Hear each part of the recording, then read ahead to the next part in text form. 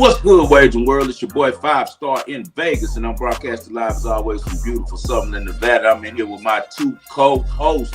First of all, we're going to start with the OG of the show. Been with me since day one, the only Sacramento Kings fan that I know. What's good, Spreaders? How are you this morning?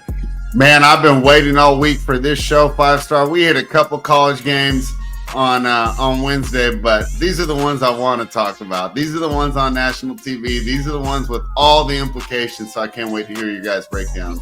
You saw what I did. I made the list only 3 games because make sure people tuned in today. It's harvest season, man. We don't grind out all these college football games and give them away for free at this time because this is the time when me and the group have a lot of digits on this. I can't just get these away, but you get them, of course, Fred. And also, we got the YG of the show, my little brother, man. He's back in the building, man. He was busy on Wednesday. I'm glad to have him back up in here, man. The youngest kid to ever run and operate a casino sportsbook on the Las Vegas Strip, Casino Royale. Wow, what's good, 5-Star? What's that, Wedge and Ruff? Coming off a Raw, I played winner yesterday. Green Bay Packers, shout out to them. Gave out Purdue Fort Wayne as a free play, and I don't know what the hell happened in that. I didn't even watch the game. I went to sleep after they went up by 7 or 8, and I woke up and it didn't look too good. But what we do, we moved to 42 and another 23 on the last 65 free plays, still hitting over 64%. Not too many people doing that. Everything minus 130 or better. Shout out to the Wager World. What we got today, 5? Man, we got a lot going on, man. It's college football championship week. As Spread said, man, now's the time. We call it harvest time over here at the Wager World because we planted all these seeds. I watched all this football, all of these hours that I put in. Now it's time to reap the rewards. Man, I'm feeling pretty good on about 9 of these college football championship games. If you guys are interested, I'm doing a championship week package. All the championship games, hit me up, give it my DM. I got about 6 guys that I already joined this morning, and I got space for about 4 more. If you guys are interested, only in the bowl game. It'll be 9 plays on all the college football championship games this weekend, maybe 1 or 2 FCS games. And for sure, I'm going to drop in the NFL for you guys as well. But it's time to get this money. It's harvest time. So take advantage of it. Reach out to 5-Star in Vegas. I made sure to put out a couple college football games that I'm not heavily involved in to talk to you guys about. But, man, the 9 that I have, I'm really, really sure about these games, and I'm feeling really great about them. The group has them, and we're pounding them, man, and I want you guys to win with us, too. Hit that like button right now if you're rocking with the Wager World, if you're rocking with 5-Star in Vegas, with Spreaders there, and with Casino Royale. Let's get to the pass, Spread. All right, last night, Thursday night football, and I was telling Sino I was actually at work last night, and I was glad I played that over. Couple guys over there, one guy on the Packers, they on their phone, they sweating, but that over was sweat free for me, so I'll give myself a pat on the back. But tell me what you saw, as depending on when you bet it, you either cashed with 5-Star if you played it on Wednesday when we played it, or a couple of my guys at work pushed because they waited right till post, and all that Packers money pushed it to a -3.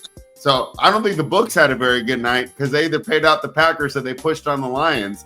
But what did you see, man? From what I saw, the Lions got out to a hot start, and I feel like that was the difference in the game. Second half felt like once Jordan Love got comfortable in there, you really saw him moving, and it felt like if the game would have gone a little longer, Packers would have ended up coming out on top. But that early start and that 2-headed rushing attack was just too much for Green Bay to overcome. Huge win for the Detroit Lions because that kind of seals up the division for them. I know Minnesota can technically still catch them, but the way they're playing right now, for them to absorb all their injuries, they got to be happy out in Motor City. What did you see, 5-Star? Yeah, most of people cashed it. At least my group, everybody cashed. We all got 3 in the hook or 4s. The 3 probably. The 3 what didn't hit till about West Coast time, 2 or 3 p.m. Yep. Oh, Right. okay, cool. Yeah. I didn't see it in But Vegas. a lot of those guys at work, they just bet right before the game. They bet 4:30.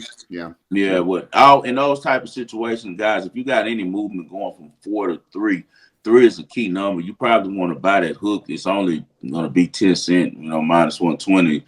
Rather than sit there and take a push on a game like this, because this one was pretty much locked as far as in the over And as far as in on the side with Green Bay, man, a lot of people should have cashed on this game. I made a point to tell everyone that I mentioned this to about spread is the one that actually brought this to my attention. Both these teams were rested for being able to, stay off a whole week from Thanksgiving, unlike these past Thursday night games. And it really benefited us as viewers well as we have a really good, exciting game. I can tell you one thing, Green Bay got some really bad whistles in this one. They didn't get any favors from the ref in this one at all. Seen a couple plays that were really questionable by the line, some pretty blatant holds that ended up to conversions. Like, for instance, the one when St. Brown got it, the guy breaks straight through on Jared Goff and about to sack him, and the lineman grabs the back of the shoulder. It just grabs his jersey off. It ends up, and also on the play, St. Brown pushes off on the cornerback for Green Bay to get open. So, this the game within the game. We know the refs aren't going to catch everything, but I just feel like whenever it's certain defining moments in the game where I agree you let him play, but sometimes you can't allow like a hold that blatant, because if he gets that sack, it changes everything in that game. Also, man, Dan Campbell, we know he likes to go full smoke, full blown. I look at him as the Big Lebowski. That's what I call him. He like another version of the Big Lebowski. If Lebowski came off the movie The Dude and really, became a human, that's what you see when you see Dan Campbell. He has some really smart assistants, but I don't know how long his style of coaching is going to work as far as in the playoffs, because we've seen before with other coaches like the Chargers coach, man, you better protect that ball. Understand that the ball is gold. It's everything in football. And sometimes he takes some unnecessary chances. That play could have went really wrong. They got away with a lucky one on that fourth down when they could have just kicked the field goal and tried to trust their defense to stop Green Bay with 40 seconds left. Instead, they go for it. I understand his mindset, but if it goes wrong right there, and Jared Goff did slip, he was tripped by a lineman and, had the wherewithal to still get the ball off to the running back and at that point. But if he falls down and someone touches him, it's a wrap, man, because Green Bay would only have needed maybe 20 yards to be in field goal range after that. So Dan Campbell is daring. I know this is their MO, but he better switch it up now that they're heading into the playoffs. The Lions have to understand now you're the top seed. You're a big dog. Everyone's trying to get you now. You don't have to play like little brother anymore, and sometimes he gets caught up in that and trying to live out that mantra. And I'm really afraid that that's going to come back to bite them in the playoffs. And another thing, the way to get to the Lions is beating them early. If a team can get up on them in the first half in these playoffs, they're going to be in some real trouble, because as you see in the second half, with all the injuries that they have on defense, they come down off the emotional high and off of whatever shots or juice that Dan Campbell gets the nutrition guy to give him. You saw the guy in the locker room. He's doing a speech, and it's a guy just throwing up during the speech. He's like, "Yeah, Skip, throw it up, Skip." What's going on? What's going on in here? But when they come down off that emotional high in the second half, man, you can really get to the Lions. Packers, they just got to perform better, man. Jaden Reed, I don't know if he was working for the books. I heard a lot of people complaining and crying on X like they took him on the over. We don't play a lot of props, so I didn't even have to worry about that. But, yeah, they didn't get him involved at all. Jordan Love, just like I said, repetition. He's having flash plays, but, man, I'm starting to wonder if they're a year away now, because I see a lot of immaturity at times from that offense, man. But really a good game. We were glad we were able to cash. We look forward to the playoffs. We'll see if the Green Bay is able to even get in. Sino, what did you see in that game, and what are your takeaways here? Man, I was impressed with Lions. A little worried with all those injuries on defense, but they still managed to get it done. Hey, all I can say is Dan Campbell, one of us. He liked to gamble. Like, for real. He one of us. He loved to gamble. Like, he went for it, 5 times on 4th down last night, and that 5th down that set up the field goal for Jake Bates to kick for the win. He can't keep doing that. Again, probability, bro, that's not going to keep working, and it's going to bite him in the ass somewhere, like 5-star said in the playoffs. And the Lions, they come out tough in the first half, and it's hard to beat them in the first half. So if a team could make an adjustment like 5 said and come up in the first half on this team, they in some trouble. I don't think they're going nowhere. I don't think they're going to make it to the Super Bowl. Let's just put it here. So if you got a Lions Super Bowl ticket, you might want to start hedging that. Yeah, I agree with I agree. Go ahead, spread. I apologize. I would just say with the health, you got to put Philadelphia as the top team in the conference right now. If we had that Lions team we saw earlier in the year that still had Hutchinson, I could see why the Lions would be favored. But to me right now, Philadelphia is the best team in the And think about how now that Vic Fangio is getting his style of defense really in play. You're seeing it now.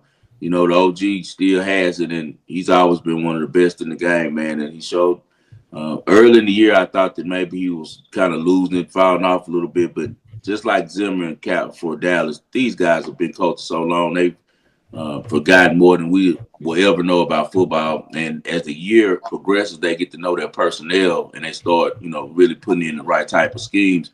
Man, the type of scheme that he runs is perfect to stop the Lions because they get pressure with 4 with the Eagles. Mm-hmm. And they're going to cover, man. They're going to make Goff turn over the ball, man. Like I could see it all day. Like I could see big boy Jalen Eaton for the Eagles, like up the middle and giving Goff hell, and really muddying up their pocket. So it's going to be interesting playoffs, man. I still think the Green Bay is a team to watch. They showed you last night that they have a really exciting playmaking defense that can really make some plays that can, flip games in the playoffs, and I think that's the thing that I'm mostly betting on. Also, Matt LaFleur's ability to coach as well for when the big stakes on the line. He's been really good in the playoffs. But, Matt, like you said, great point. If you got a Lions ticket, my little brother said start hedging. All right, let's move into the present 5-star. We got some college football. UNLV taking on Boise State, Mountain West Championship on the line. Boise State laying 4.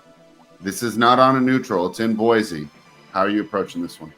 We getting 4.5s in Vegas. Mm-hmm. 4.5 where you at.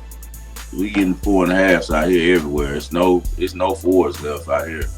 All right. But so if you see a 4, I wouldn't take it. I look for a 4.5.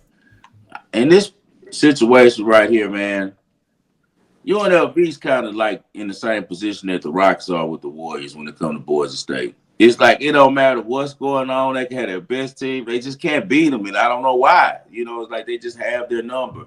I think the Rockets Warriors kind of goes back to when the Rockets were really threatening the Warriors and Harden was really good, and it seemed like they were going to surpass them as the big dog a couple times. And I think that Steph kind of held on to that. Kerr kind of held on to that. So they have like a grudge against the Houston franchise. Like, you guys will never be us. It's kind of personal.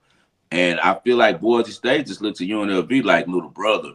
UNLV is going to have to step up, man, this game. Everything in the market is saying take UNLV, but everything in the market was saying take UNLV also the last time they played. Now, actually, it's up to 5 spread. I see some 5s out there. Yeah, I just pulled it up. I got a 5 on offshore. Oh, it's up to 5? Yeah. I got to take time to be alive. 5 points, man. I got to, and the reason why is this. Time to be alive. Ashton Genty is being ran into the ground for that school to try to win the Heisman for him because they want.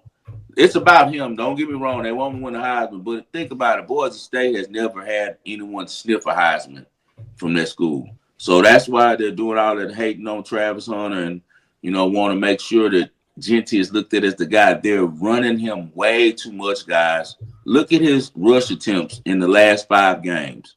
He's averaging over 30 carries a game.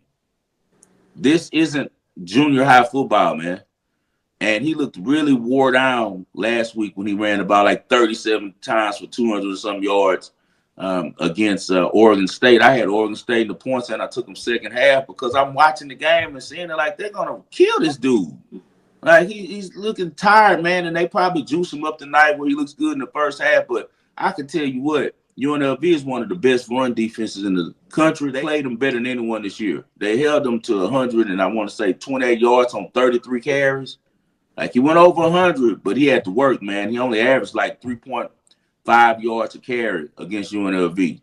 Jackson Woodard is a real dog. He's a real playmaker. That's number 7, the linebacker for UNLV. He's one of my favorite defensive players to come through college football in a while, man. This kid is awesome, and I think that he's going to really be effective in the NFL as well if he gets with the right team. But I expect him and those guys from UNLV to be thumping Genty tonight. Like you think you're going to win the Heisman on us? Nah. So Now it comes down to Madsen. Madsen beat him last time. You know, that's who beat them when they played the UNLV. Jenny didn't beat him. He was the quarterback. Was scrambling, with smart plays, throwing the ball. If UNLV cannot slow down that pass game for Boise State, then they're going to, face the same thing they've been facing in the past, and that's, allowing Boise State to beat them and continue the streak. I want to say it's at least 10 games straight that they've won over UNLV now. And once again, you said they're at Albertson Field, which is on that blue turf in Boise, which is a tough environment, tough place to come play. I can't expect UNLV to win this outright. I hope that Hodge Malik Williams doesn't turn the ball over. He played pretty good against Boise State. He was pretty much the offense by himself when they faced him here in Vegas. But that was only maybe the second or third start of the year. He's kind of settled into being the guy now. He's going to have a big game with Ricky White and Day Jesus. If they do that, UNLV will be around in this one. 5 points is just too much to give up in a game like this with a team as good as UNLV. UNLV is the only team from the Mountain West that is beating a Power 5 team. So give me UNLV +5. All right. How about you, Cena? Are you jumping in on your local team? Meet them at the airport to congratulate them off the win? Most definitely, man. This is a great play. And look, for the listeners of the Wagering World, Cena gonna lay y'all up real quick. Free game. Look, since Coach Barry Odom been at UNLV, they 6-0 against the spread as road underdogs. Look, they even covered against my Michigan team last year's underdog. Yep.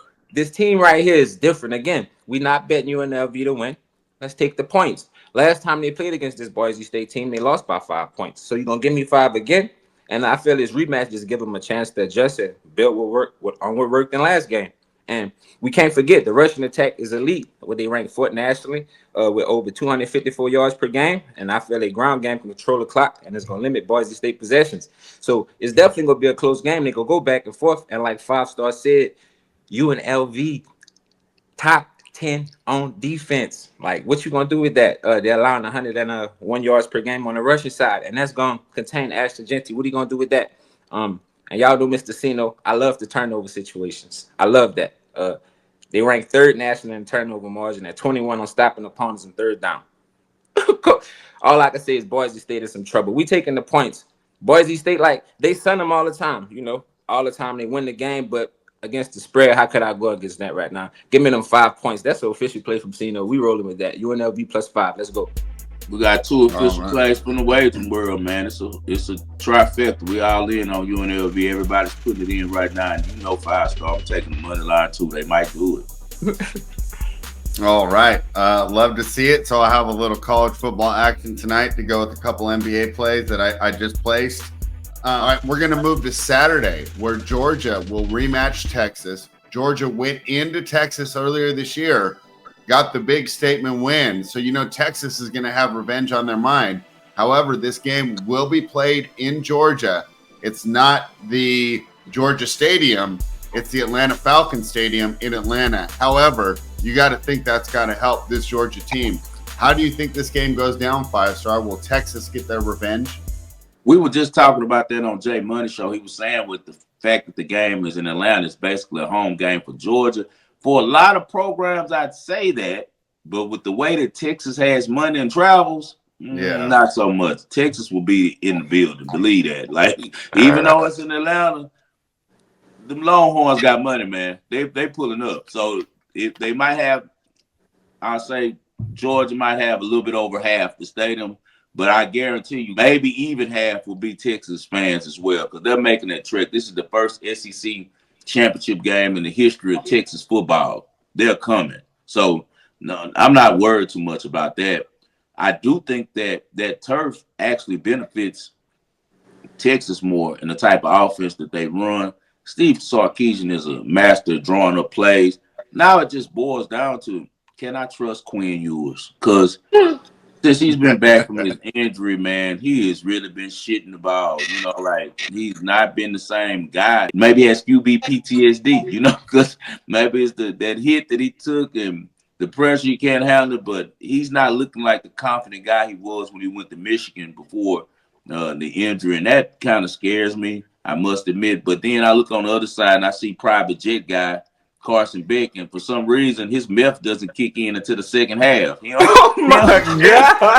He don't play until the second half. The second Five half star. is like a whole different person. Like second half, Carson Beck is like, bro, he turns to like Johnny United to the second half.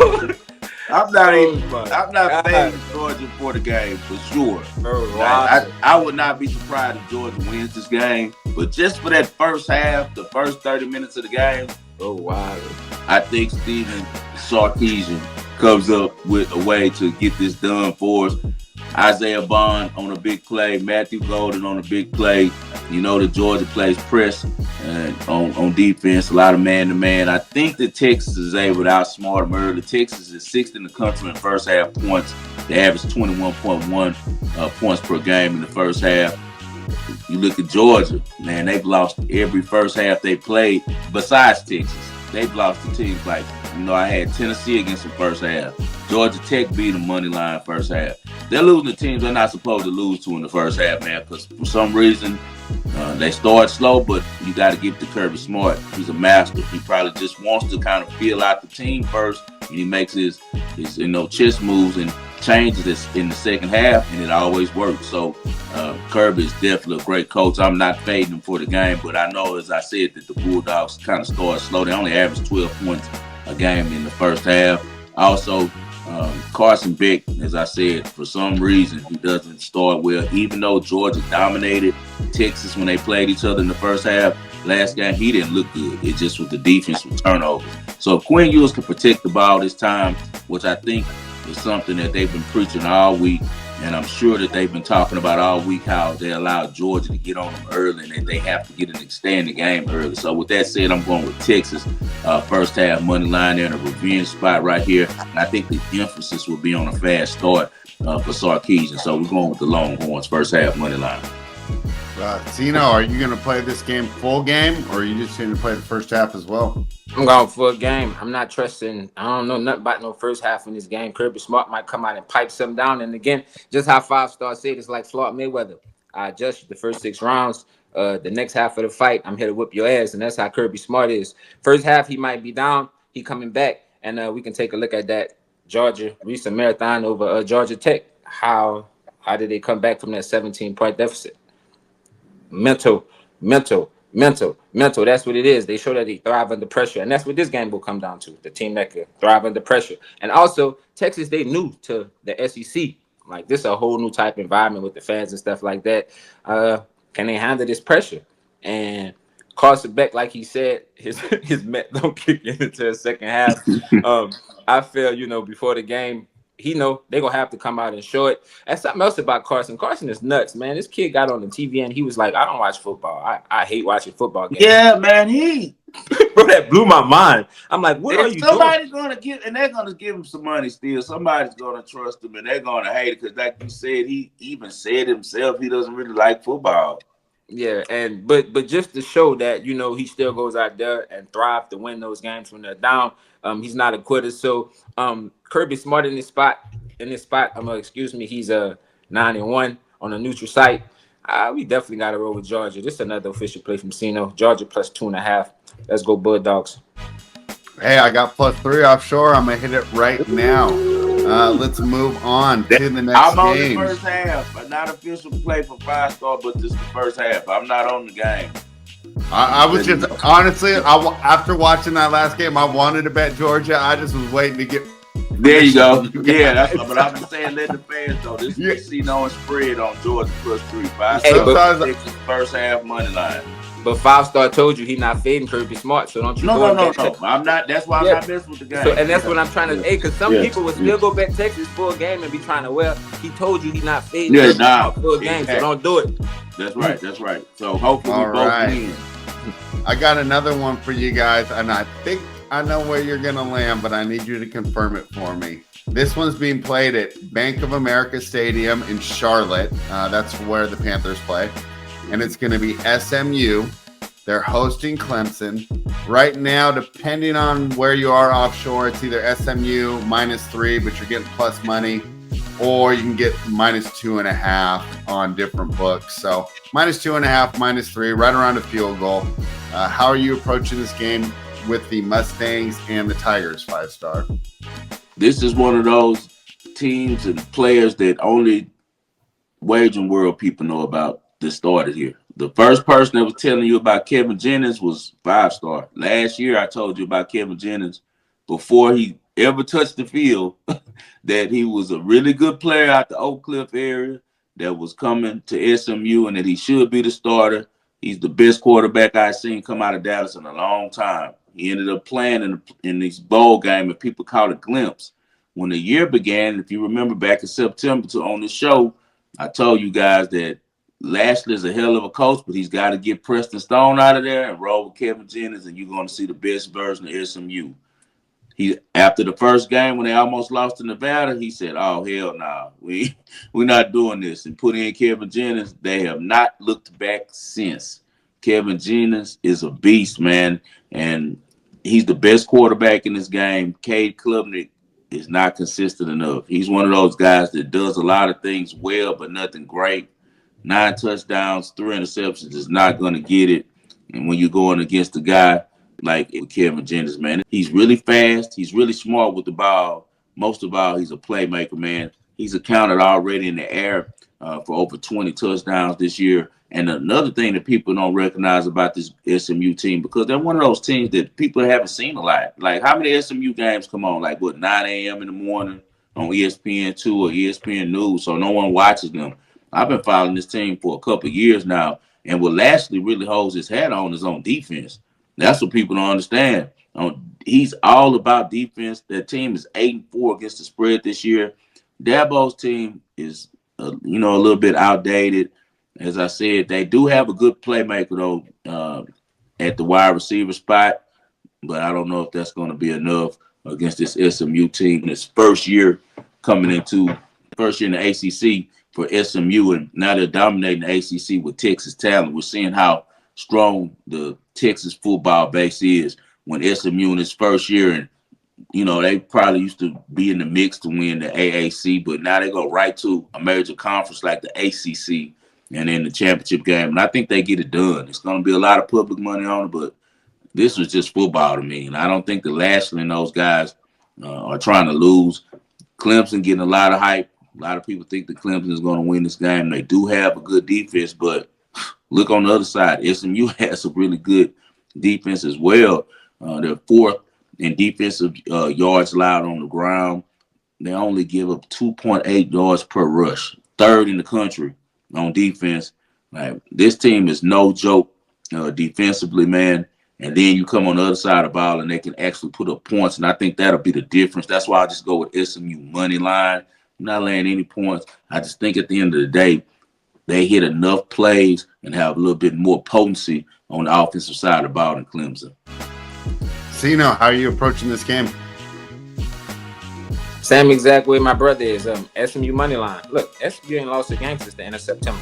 Like, if you go back and look at it, simple as that. And they covered 7 times. I think 7 out of 8. They lost at BYU, and Preston Stone was the quarterback. Yeah, right. Yep. And like, for real, look, SMU, they averaged 39 points per game this season. That's 5th nationally. And like he said, Kevin Jennings, he been on fire. The man throwing for over 250 yards in 40 last 5 games. And then you got a strong ground attack with Brasher Smith. What you gonna do with that? Like, and Clemson offense, they've been struggling. No consistency, like you said. Klubnik ain't shit. Like, he ain't nothing. And SMU defense is a big reason why they gone undefeated in conference play. Like, and so all the numbers saying SMU is screaming SMU. Again, they ain't lost in September. So SMU money line, a no-brainer. Clemson ain't shit. Got another Wagering World play. It's going to be the group play right there. We're going to be on SMU for the whole crew. All right. Putting that one in right now. And let's move on to Sunday, because talking about moving, some of these lines are moving. The Minnesota Vikings are taking money 5-star offshore. It's all the way out to 6. They host the Atlanta Falcons. The Atlanta Falcons coming off one of their worst performances of the year, at least on the offensive side of the ball. Man, I'm not big on the Falcons. I would love to fade them. This spread seems pretty big to me, though. How are you approaching this one, 5-star? It's Vikings or nothing for me. I just feel like we're seeing some regression that we expected from The Falcons, we already knew they weren't that good of a team. It's really no good teams in the NFC South. Tampa Bay has an opportunity to be, if they hadn't lost Godwin, they had probably the best chance of being a decent playoff team. But I mean, Todd Bowles has shown in the past that he can't be trusted. So that's just a weak division, and Atlanta was taking advantage of it early, but now they're getting exposed. Raheem Morris is not a good coach, and now he's going against a really good coaching staff over there in Minnesota. Um, Last week, Kirk Cousins struggled, so that is something to look for. He is a professional, so I expect a better performance from Kirk Cousins this week because last week, man, that was pitiful. He was throwing so many interceptions. Every time he dropped back, it was a pick. Maybe does it again this week, though, because they're having problems protecting him, and we know Minnesota's going to shut down the run. Now it's going to get pressure on Kirk Cousins. Does Kirk Cousins go into his old stomping ground and he's motivated and feel at home and want to show Minnesota that they made a mistake by moving off of him? As I said before, tricky game, but everything tells me to go with the Vikings on this one, -5.5, -6, whatever that number is. What do you think, Sino? Vikings, Falcons. I don't know. Whatever 5-star drinking, I must have been drinking too, because our brain thinking a lot of the same thing. Again, just watching the way the Atlanta Falcons been playing, why would you want to bet that team? I pray for Raheem Morris because Brian Flores, they about to come down there and do some damage to Kirk Cousins and everybody. And usually, like in these situations, like 5-star said, the quarterback or the person that's traded usually go in, like Jerry Jeudy just did the other day, and shine and do what they have to do. But I don't think that's gonna happen right here. It's tight. 5 points is that number right there is tricky as hell in the NFL. 5.5, whatever it is. So like I say, it's a lean from Cino. You can money line the Vikings, so if you want, tease them.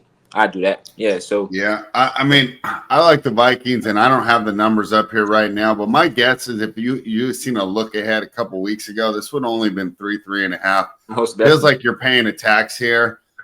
If you tell me you want to bet the Vikings, I'm not going to tell you that's a bad bet. But at the same time, I do think there's other spots on the board that will be interesting. One thing to notice about Cousins, too, remember when Goff went in and had those 5 interceptions against Houston, right? Just bounced back like it's nothing. So Cousins will have that opportunity this week in a stadium that he is familiar with.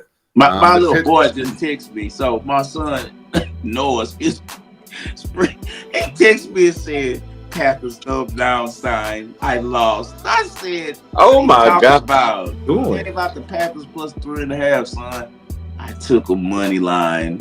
I said, that's on you. Look, guys, take your points. Don't be like my son. Don't be greedy like my son Noah. Take points. Or take the points for 3 units and just sprinkle that money line. There you go. There you go. Thank you. Let's check out this next game. Man, I love betting the Steelers as a dog. The Steelers as a favorite is tough. But there's that, revenge situation with the Steelers losing on Thursday night 2 weeks ago. And who knows what to make of Cleveland right now. I see a 6.5 or a 7, depending on where you're shopping. What's your approach to this one, 5-star? This one of those old school, easy NFL games to me. I feel like this Browns and over. Why else would you bet something different? The Browns have played really good against the Steelers, but the Steelers are in a revenge spot. So with that said, they could jump to 7. So I'm just going on the over. Why wouldn't I? The Browns have went over on 4 to 5 games that Winston's been the starter. They went over in the last 3 contests, and similarly, you look at the Steelers, since Russell Wilson's been their quarterback, they're 5-1 to the over. And they both stretch the field vertically with the pass game, so you're going to get big plays. Even if it's just a pass interference, it's going to be a big play. I think that both these teams can score 43 points in the first half, honestly, because that's just the type of style they're playing right now. It's not cold. It's not snowing in Pittsburgh this weekend. It's going to be a really beautiful day, 40, 50 degrees, unseasonably warm and nice there. I think they're going to score some points. I don't think the books have caught up. They're thinking that this is that old school black and blue division type of game between the Browns and Steelers, and it's not. It's a new game, and Winston might give us 28 points off 2 touchdowns and 2 pick sixes. So we're going with for sure the over on this one. Over 43.5 is an official play. You guys know I don't even play total. So if I'm playing a total, I must be really strong on this one. So give me the Browns and Steelers over. What do you think, Sino? You jumping in on that over? Or are you playing the side here when the Steelers laying 7 to the Browns? Hey, Jameis Winston is the gift that keeps on giving. Like, for real, I don't know, something about him, he gonna make it happen. And you can go lose $1 million on Jameis Winston. He gonna come in his post-game conference and say something about the Lord, something off the wall, and make you forget you done lost all your money. And guess what? People satisfied with that right now, but the Steelers, you can't forget Mike Tomlin and get back a revenge situations. He's different. So I definitely love the 6.5 right here in this spot. I think it's gonna be some points. It's gonna be some points, but just to be safe, in case Jameis Winston, the interception machine, just turn over the ball in the red zone like he's been doing lately. We ride with Pittsburgh Steelers -6.5. Let's do that. All right. 5 stars on the over. Cino's on the Steelers. Let's talk about the Seahawks and the Cardinals. First place in the NFC West is up for grabs because the Seahawks have a better record, but the Cardinals would get the tiebreaker, I believe. Don't quote me on that 100%, but as far as I'm concerned, I think that they would get the tiebreaker. They'd be 1-1 and the point differential and stuff like that. So big opportunity for Arizona and Kyler Murray here. Kind of a tough spot for Seattle. They coming off a trip to New York, where, okay, I was on Seattle that game. And, we talk about some bad beats. That was a good beat for me because it didn't look good early in that game. And if it wasn't for Aaron Rodgers being my age, we probably wouldn't have won that game. So now the Seahawks have to travel down to Arizona. And we don't think of Arizona as a crazy environment, but they do have a good home field advantage if you look at the statistics. They're laying 2.5. What are you thinking, 5 star? Are you going to back the Cardinals here? Yeah, I'll definitely be on the Cardinals. And right now, at this point, for me, it's just like a hedge because I think that the Cardinals are going to win this game. But, hey, if Seattle wins, now my future tickets look even better that I took on them to win the NFC West. But on the football basis for this particular game and situation, I do think this is a bad spot for Seattle. I also think that it's a revenge spot for the Cardinals. You're at home, and they should have beat Seattle at Seattle. Kyler Murray had a fluky play where it got picked off, and the guy runs it back for a pick six. Good defensive play by Seattle, but also just a real fluky play that only happened probably 1 out of 100 times. With that said, the Cardinals were a better team that day, and I think that they're going to be a much better team in this one at home. Their D is playing really well. They held the Vikings last week to 1 of 8 on third downs. That's really, really good. And also the Cardinals sacked Darnold 5 times last week. Seattle has a really bad offensive line spread, especially when it comes to protecting Geno. He's been sacked 3+ times in 4 straight games. So me personally, man, I think that the Cardinals handle the Seahawks in this one. I don't think that I could trust the Seahawks offense currently, mostly because I don't know what's going on with DK Metcalf. He seems to be always hurt. Maybe he's too big, too much muscle. He's always pulling stuff.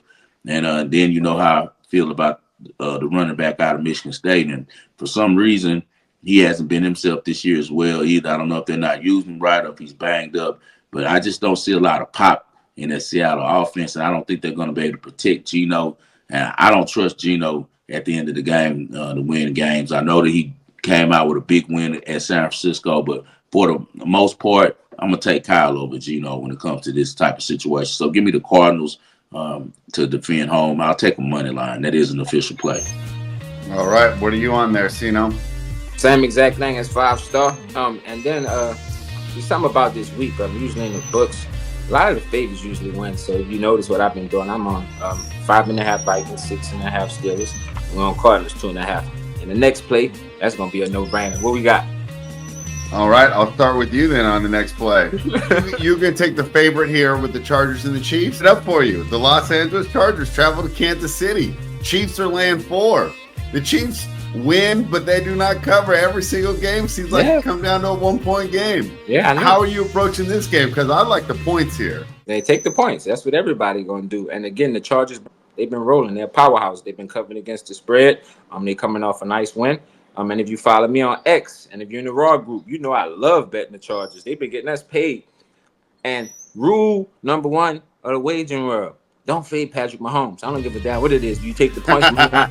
It's simple as that. So again, shout out to Spread. He breaking the rules, and again, you about to learn. Don't go against the master.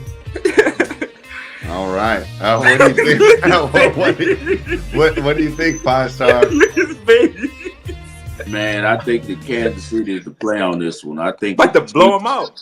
the Chiefs are hearing how everyone give way too much praise to everyone but them. I don't understand why the media keeps doing this. Like, you guys are making it so easy for Andy Reid and Mahomes to be motivated. Like, they're the most disliked, disrespected, great team I've ever seen in my life. Like, when the Patriots were winning, everybody was blowing smoke up their butt the whole time. Like, all you see was, yeah, Patriots, and all that stuff. And guys talk about how great Brady is. Mahomes is the two-time defending champion. Mahomes is 11-1 this season. They had the best record in the NFL. And everybody else is acting like they suck. I just don't get what's going on. Do people understand that when guys play football, after you reach a certain level of success, you know how to win, so you just cruise and you save your energy, just like us. You're not going to argue with a girl or your wife a long time anymore, like when you was a kid, when you were sitting there and screaming, shouting, text with her for an hour. You got like 5 minutes. And you like, I'm out, man. I don't got it. Hey, we don't argue back and forth with the scrubs on X. Right. Like, I don't got energy for this. Let me just block this guy. Like nobody got energy for that when you get to a certain level. And that's how Kansas City's approaching these games, man. They're just winning. They're not caring. Wait till the playoffs. Let's see how the Bills look when they come to Kansas City. I cannot wait. They're going to beat the hell out the Bills. We talked about this in the text file. I cannot wait. I've been talking about Bills Mafias after the Texans because I said, all these teams out Georgia against the Texans now because they made Alex Shahir the public enemy number one. So all these Buffalo guys are talking noise and all this and the thing to us about, yeah, Houston, we should have beat you guys. You guys suck. We're going to, all this stuff. So I'm just like, just wait till the playoffs. Wait till the playoffs. I don't care if you're in Buffalo or Kansas City, but it's most likely going to be in Kansas City. But what all that said is, all I'm saying is Kansas City is extremely disrespected, and their locker room knows that people don't like them and they're not giving them their fair shake. So that just motivates them to come out here and put people on notice. This will be a game that they're going to come to play. They're at home. This is December. Go look at Patrick Mahomes' record against the spread in December in Kansas City. Go look at his win-loss in December in Kansas City. Jim Harbaugh and those guys don't have enough offense for Kansas City, bro. Like, the Chiefs are going to shut them down. Offensively, Quentin Johnson's going to make everybody mad and drop 2 passes that should have been touchdowns. Ladd McConkey going to go across the middle and get thumped and be out the rest of the game. They're young, They just don't have enough on offense. Their only real playmakers out now, and that was J.K. Dobbins. That was the electric that they had on offense. So they don't have enough offense for the Chiefs, man. The Chiefs defense is better than the Chargers defense. The Chargers defense is really good. The Chiefs defense are world champions. So give me Kansas City on the short number at home, -3.5. They're going to win by 7 or more on this one. Chiefs, easy on this one. Here's my concern. That left tackle situation. They signed a guy off the street to come in and play left tackle. And the 1 year that the Chiefs did lose in the Super Bowl is because they couldn't block. I mean, Mahomes was dropping back and against Tampa Bay, right? And as great as you are, if you got 3 guys in your face on your third step, it's tough. So it'll be interesting to see if Jim Harbaugh. Interior pressure, though, Fred. He's on the edge.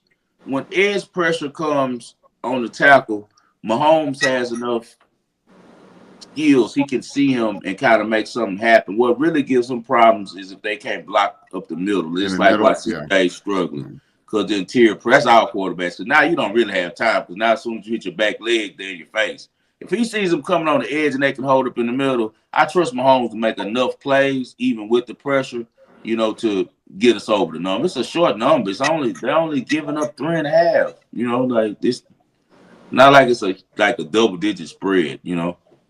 Yeah, I just watched them not cover against the Raiders. It makes me concerned there. Oh, you know With why the, they didn't cover against the Raiders. But everybody gonna be That was a paranoid. company game, man. You know what was going on. It's the holidays. They was being the Grinch. The NFL was being the Grinch. Like, everybody's at home for Thanksgiving. Yes. This is a All great right, money yeah. grab day. But no, I mean, I think that's something and to watch for your futures going forward. DJ Humphries gets signed off the street. He's going to be at left tackle. Let's see how well he does. If he's able to even be serviceable, that's going to be a good sign. But if not, that could be the Chiefs' Achilles heel going into the playoffs this year. They got to be able to block.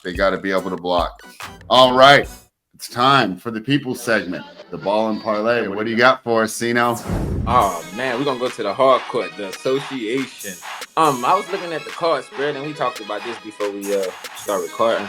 I'm like, man, no way in hell this team should be favored. And usually in these situations when the team is favored, I bet the team that's not supposed to be favored. But no way in hell I am back in the Indiana Pacers today. They lost 4 straight games, and now in the midst of a 7-game road losing streak. Defensively, they're a mess. They rank 25 defensive rating, 26 in points allowed, and they surrender the second highest field goal percentage in the league. They trash on the road. Like, they nothing. I mean, they just averaging 109 points per game. You can't do nothing with that. We can go to the Bulls, though. They started off rocky at home, but they still optimistic. They're a powerhouse. They lead the lead in tempo, and they rank 4th in scoring. Zach LaVine, he done what he have to do. He averages 22, 23 points per game, and they dominating. And they're not perfect on the defensive side, but they rank 4th in defense. And rebounding, they showing up. And in my spot right here, again, the Indiana Pacers, they never win. They're not supposed to be the favorites. So, ball and parlay, we're taking the Chicago Bulls plus 3.5. All right. I am on that one as well. Let's go. For my game, I'm going to take one of my favorite bets in sports, the new coach bump. Matt Eberflus is gone, and I think the Bears are going to be fired up to show, hey, we're not that bad a team. There's a reason why we were failing to do so well this season. We've already seen with this new offensive coordinator, Thomas Brown, who will be taking over as the head coach. Caleb's looking a lot better. He's having him get the ball out quicker. And this San Francisco 49ers team is just simply too beat up. 5-star talked about it earlier. McCaffrey probably shouldn't even came back this season. Now Jordan Mason's out. They're down to the rookie. Most likely Bosa will miss. Most likely Trent Williams will miss. And Brock Purdy, he's hurt right now. He's looking like, do you remember that year Baker looked really bad in Cleveland? I don't even know if he should be out there. I think he's going to will it out because he wants to be a leader. But this film that he's putting out right now is nowhere near to what we saw from him last year. I personally don't think he's regressed that much. I think he's playing hurt. So all the signs point towards taking the Bears. Give me the Chicago Bears plus 4. What do you got, 5-star? I'm gonna hit a couple different games for the guys, man. I'm showing some love, man. I'm really ticked about we lost that Minnesota game. We were able to win the football games I gave out, but man, I did not like how Minnesota showed up against Michigan State. So I gotta go to college basketball because when football season's over, guess what? We old 5 stars of college basketball guys. So I gotta make sure that I give out the people some winners on that tonight. We're gonna go with West Virginia minus 8.5, or some shops have 7.5. Against Georgetown. West Virginia is a much better team. They got Coach DeFreeze, who came over there from Drake, and he brought his son Tucker DeFreeze with him. Tucker DeFreeze was the player of the year out there in the Ohio Valley Conference.